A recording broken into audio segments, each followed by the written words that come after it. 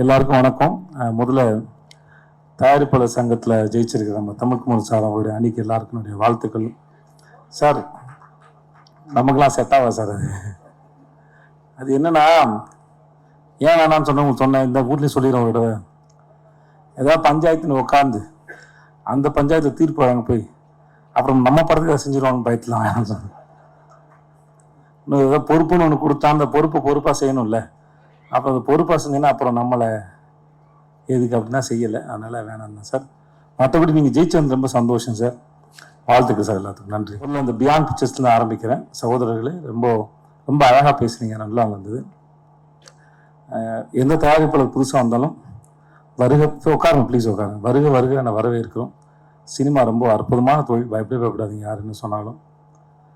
எப்படி ஒரு, இது அட்வைஸ் இல்லை, என் அனுபவத்துலேருந்து சொல்கிறேன்.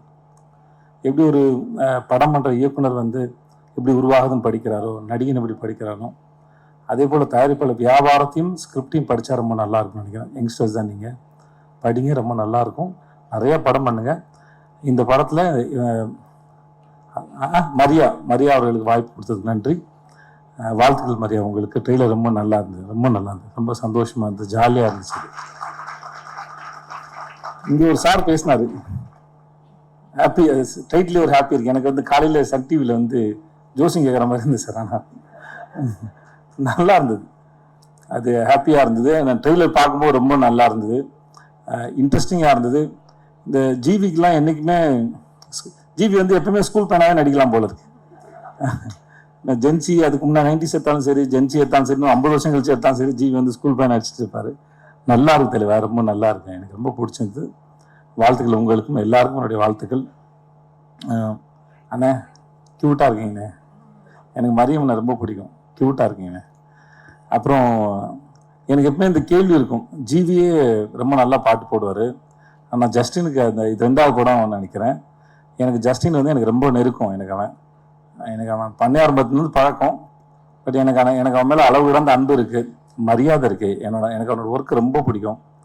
எப்பயுமே நான் உரிமையாக எத்தனை மணிக்கு வேணால் ஃபோன் பண்ணலாம், பேசலாம், சொல்லலாம், பாராட்ட முடியும். சும்மா இருக்க கூட அவன் போய் உட்காந்துருக்கேன் நான். எனக்கு அவ்வளோ பிடிக்கும் ஜஸ்டினை. ஸோ ஜஸ்டின் வந்து ரீசெண்டாக அவனோட சர்வமாயா சரி, நீலோத்தியா இருக்கட்டும் சரி, அவன் ஒரு எக்ஸ்ட்ராடனரியான கம்போசர். எனக்கு நான் எப்பவும் சொல்லிட்டு இருப்பேன், நான் நினைக்கிற இல்லை எனக்கு தெரிகிற ஜஸ்டின் வந்து இன்னும் ரொம்ப பெரிய ஆள்ரா, இன்னும் ரொம்ப பெரிய இடத்துக்கு போகணுன்னு அவன் அதை நோக்கி போகிறத நினச்சி எனக்கு ரொம்ப பெரிய சந்தோஷம். ஐ லவ் யூடா ஜஸ்டின், ஐ லவ் யூ. எனக்கு வேறு யார் என்ன சொல்றதில்ல. கௌரி உங்களுக்கு என்னுடைய வாழ்த்துக்கள். கௌரி, எல்லாருக்கும் என்னுடைய வாழ்த்துக்கள், நன்றி. எனக்கு இன்னொரு வேலை இருக்கு, அதனால் நான் போகிறேன். என்னை கூப்பிட்டுக்கு ரொம்ப நன்றி. தேங்க்யூ.